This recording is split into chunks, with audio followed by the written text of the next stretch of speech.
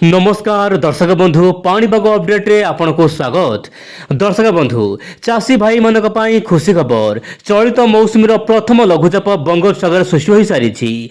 उत्तर पश्चिम बंगोपसागर एवं संलग्न उत्तर ओडिशा उपकूल में घूर्णिबलय प्रभाव में उत्तर पश्चिम बंगोपसागर एवं संलग्न उत्तर ओडिशा पश्चिमबंग उपकूल में गोटे लघुचाप केन्द्र सृष्टि हो सारी। दशमलव यह सहित जड़ित घूर्णिबलय समुद्र पतन ठारू प्राय 7.6 किलोमीटर उच्चता जाए व्यापी प्राय दक्षिण पश्चिम आड़ को ढली रही वर्तमान समय जहाँपाई कि आगामी 2-3 मध्य यह आहरी घनीभूत हो ओइलमा क्लो प्रेसर रूप नहीं पारे बोली बर्तमान अनेक मीडिया रे चर्चा जोर धरी।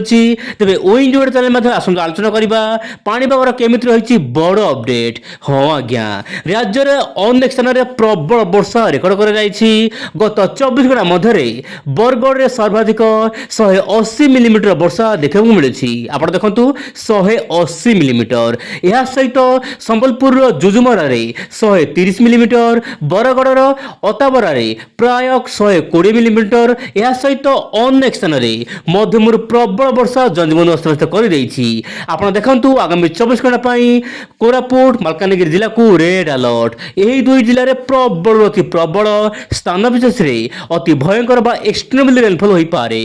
यह सहित रायगड़ा ता सहित जो रोचे आप गजपति यह सहित नवरंगपुर कलाहांडी जिलार केतक अंचल में प्रबल अति प्रबल वर्षा ऑरेंज अलर्ट यह सहित पुरी खोर्धा कटक नयागढ़ गंजाम कंधमाल सहित नुआपड़ा यही सब जिला मान वर्षार मात्रा बढ़ी जापे बोली जहाँ पाणीपाग तरफ बर्तमान येलो अलर्ट मध्यम सूचाई दि जाइए।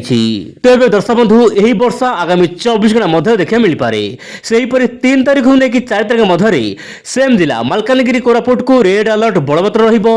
यह सहित उपकूल ओडिशा जेमिति कि गंजाम गजपति नयागढ़ खोर्धा तासर पुरी जगतसिंहपुर केन्द्रापड़ा जिले में स्थान विशेष प्रबल अति प्रबल बा मूसलधार वर्षा लगी रहिबो बोली जहाँ वर्तमान समय ऑरेंज अलर्ट माध्यम सूचाई दि जाइए। यह सहित नवरंगपुर कलाहांडी कंधमाल सहित कटक सहित अनुगुल ढेंकानाल बालेश्वर भद्रक यही सब जिला मानक वर्षा आप सामान्य सतर्क रुहतु।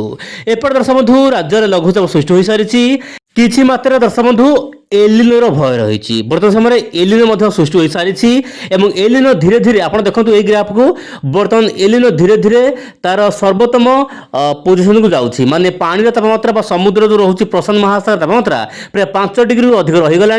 बर्तमान एलिनो प्राय धीरे धीरे भारत आड़ को अग्रसर लगी किंतु जदि हम देखा एलिनो आसूची एपटे इंडियन डाइपोल पॉजिटिव आड़ आसूची जदि पॉजिटिव होउची ताले मौसुमीर प्रभाव को कमई पारिबो नाही एलिनो। यह तो बहुत बड़ कथा देखिबा कथा आगामी दिन पानी लेकिन आ सब कौन नुआ नुआ अपडेट आसूची आपण देखंतु। वर्तमान समय भारत महासागर सहित बंगोपसागर ताहा सहित प्रशांत महासागर अति सक्रिय रही एपटे बंगोपसागर मध्य लघुचाप सृष्टि हो सारी। बंगोपसागर समेत जलबाष्पूर्ण वायु ओडिशा मध्य को जाउची अरब सागर मध्य गोटे घूर्णिबलय रही। वर्तमान देशर विभिन्न भाग में वर्षा होगा पाग संपूर्ण अनुकूल रही।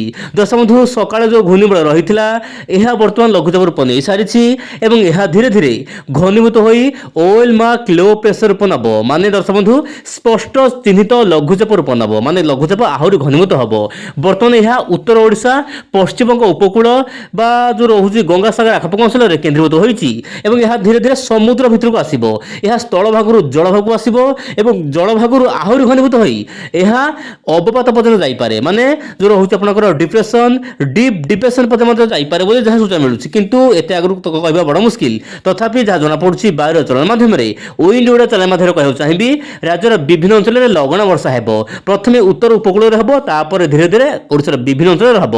एपटे जो रोचे आप महाराष्ट्र कर्णाटक जो रोचे आप मुंबई आखपाख अंचल में मध्यम प्रबल वर्षा हो किंतु आप जानी कंधमाल प्रबल झड़ वर्षा स्कूल कॉलेज आदि बंद कर कहीं प्रबल वर्षा जेहेतु हम साधारणतः स्कूल को बंद कर किंतु वर्तमान समय जहाँ खाली कंधमाल नुहे ओडिशार विभिन्न अंचल वर्षा हो यही लघुचाप उत्तर पश्चिम दिग को जाकर राजस्थान आड़ को जीव से जल प्रलय देखा मिल पारे खंड प्रलय हो पारे। दर्शक बंधु सामान्य सतर्क रुहतु किंतु आम वर्षा को सतर्क रहा कारण हठात प्रबल वर्षा रही बाहर को जाऊे सामान्य सतर्क रुहतु कारण अचानक प्रबल वर्षा फल शहरी बंदा देखा मिल पारे।